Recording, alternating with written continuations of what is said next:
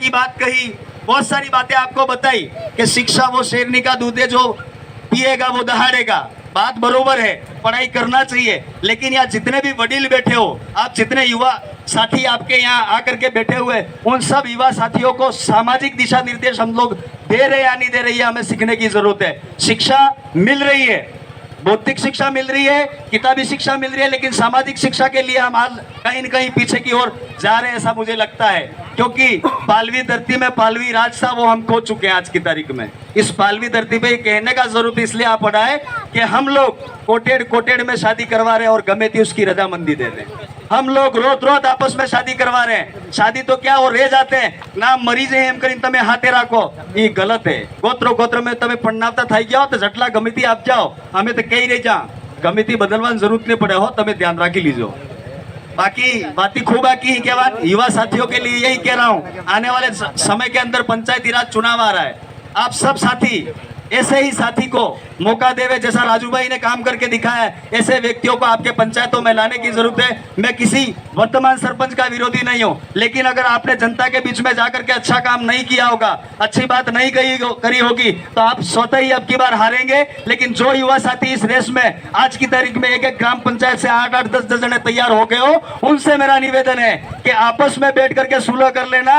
अगर विचारधारा में हो और इस विचारधारा से 8-10 आदमी खड़े हो जाओगे तो वही पुराना साथी चुनाव जीत जाएगा। मैं आज इस पालवी धरती से एक ही बात कहना चाहूंगा, किसी ग्राम पंचायत में 8-10 साथी अगर तैयार हो, मिल करके एक कर देना। आने वाले समय में आपकी भी ग्राम पंचायत में ऐसी लाइब्रेरी, ऐसी सुविधाएं, ऐसे ही पुस्तकालय और ऐसी बहुत सारी बातें होती रहेंगी। हमारे बीच में सांसद महोदय हैं, मेरी तरफ से, आपकी तरफ से इस पोखला पार्क की धरती पर मैं आपका स्वागत जोहार करता हूं। बातें बहुत सारी है दोस्तों करने को, यहाँ बेटियां जितनी बैठी हैं, बेटे जितने बैठे हैं, सवेरे उठ करके आप लोग स्कूली शिक्षा लेने के लिए जा रहे हैं, तो रास्ते में आपका बड़ा भाई मिले उसका सम्मान करिएगा, आपका काका मिले उसका सम्मान करिएगा, आपका काका बाबा काकी बाबी जो भी है उसका मान सम्मान करोगे तो आने वाले समय में आपको भी मान सम्मान मिलेगा। वरना रेस तो किसी और चीज की लगी हुई है, ऐसा मुझे लगता है। आए दिन हमारे पे टेलीफोन एक जिला मुख्यालय पे आता ही आता है, ब्लड का कमी पड़ गया। थोड़ी देर पहले गुगरा में भी यही बोल करके आया हूँ। मैं इसलिए कह रहा हूं ऐसा बार बार, आपको खाना खाने की जरूरत है। ये 9 दिन अभी आए, जितने वाण बैठे हैं, जितने इस व्यवस्था को मानने वाले लोग बैठे हैं, वही व्रत उपवास करें। या जितनी बाइया बैठी है और जितनी बेटियां बैठी है, आपको ये व्रत उपवास करने की जरूरत नहीं है। 18 साल के बाद में 365 दिन भूखे रहोगे तो भी हमको चलेगा, लेकिन आज जो आपका ग्रोथ करने का दिन है, जो आपका आज आपका शरीर बनाने का दिन है, वो समय हम देखते तो बहुत थोड़ा सा पीड़ा होती है।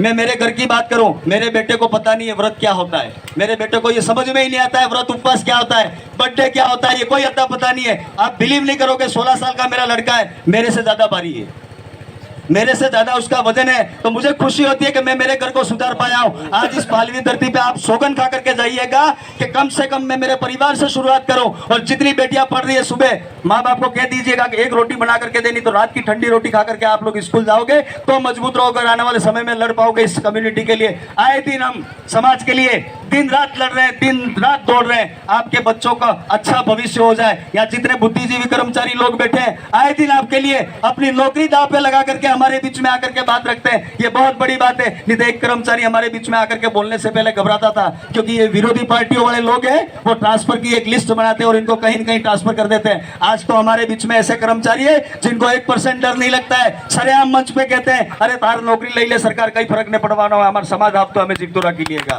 ऐसे ऐसी भावना वाले हमारे बीच में आकर के लोग बैठते हैं और आप लोग सुनते नहीं हो। फिर मिलेंगे, फिर बात करेंगे, बातें बहुत सारी है दोस्तों कहने के लिए, लेकिन जितने युवा साथी हो इनसे मेरा निवेदन है, सवेरे उठ करके घर से बाइक लेकर के निकलो, हेलमेट जरूर अपने सर पे लगाना, पीछे परिवार शाम पड़े इंतजार करता है। और जितने भाई बैठे हो, आपसे निवेदन है, नशा कर रहे हो कम से कम अपने बेटे बेटियों के सामने नशा करना बंद कर देना, क्योंकि तुमको देख करके ही तुम्हारा बेटा नशा कर रहा है, तुमको देख करके तुम्हारी बेटी नशा कर रही है। आजकल तो जिले के अंदर मुख्यालय पे पाउडर नाम की एक बीमारी आई है। मैं इस मंच के माध्यम से कहना चाहता हूं, नशा भी करना है तो एक उम्र के बाद में करना, कोई दिक्कत नहीं, आपका पैसा हमें पैसा देने की जरूरत नहीं है, लेकिन जिस समय आपके विकास का दिन है उस समय आप कम से कम अच्छा खा करके मजबूत रहोगे, ऐसी आशा और उम्मीद रखता हूं। संचालन कमेटी ने मुझे यहाँ बोलने का मौका दिया, अवसर दिया, मेरी बात को आपने सुना। हम आए दिन कार्यक्रमों में आकर के बोलते रहेंगे, मिलते रहेंगे, बात करते रहेंगे, और समाज की जब जरूरत पड़े, समाज जब आवाज दे तो बिना निमंत्रण के एक होकर के जब भी आवाज दे, चाहे वो काकरी डूंगरी के नाम का हो, चाहे हाईवे का हो, चाहे डूंगरपुर का, जिस दिन समाज को आपकी जरूरत पड़े उस दिन आप हमारे साथ आकर के खड़े रहेंगे, ऐसी उम्मीद करता हूं। क्योंकि जिस समुदाय में जन्म लिया है, जिस जीवन में जन्म लिया है, जाना एक न एक दिन तय है, मरोगे एक दिन, ये सत्य है। मैं भी एक दिन जाऊंगा, लेकिन मैं मेरे पीछे कितना बड़ा कारवा खड़ा करके गया हूं,